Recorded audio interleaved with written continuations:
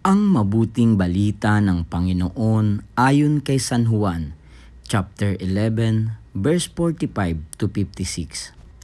Noong panahong iyon, marami sa mga Hudyong dumalaw kay Maria ang nakakita sa ginawa ni Jesus at nanalig sa kanya. Ngunit ang ilan sa kanila'y pumunta sa mga Pariseo at ibinalita ang ginawa ni Jesus.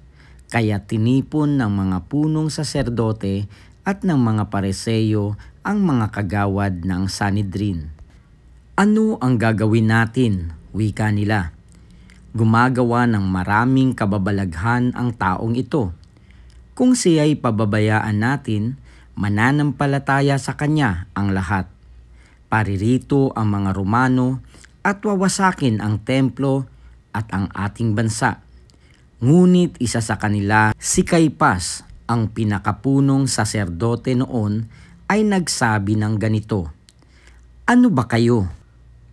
Hindi ba ninyo naiisip na mas mabuti para sa atin na isang tao lamang ang mamatay alang-alang sa bayan sa halip na mapahamak ang buong bansa?"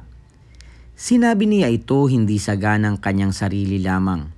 Bilang pinakapunong saserdote ng panahong iyon, hinulaan niyang mamamatay si Jesus dahil sa bansa at hindi dahil sa bansang iyon lamang, kundi upang tipunin ang nagkawatak-watak na mga anak ng Diyos.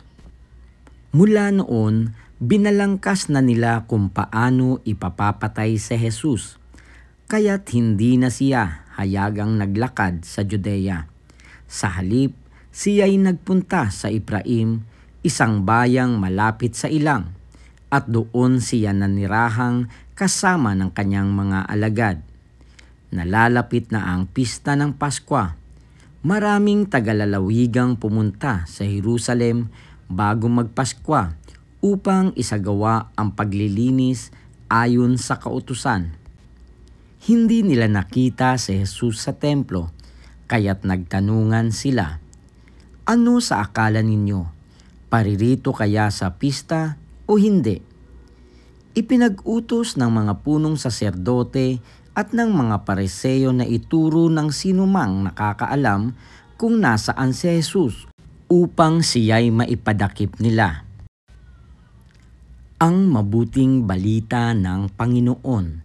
Pinupuri ka namin, Panginoong Hesukristo.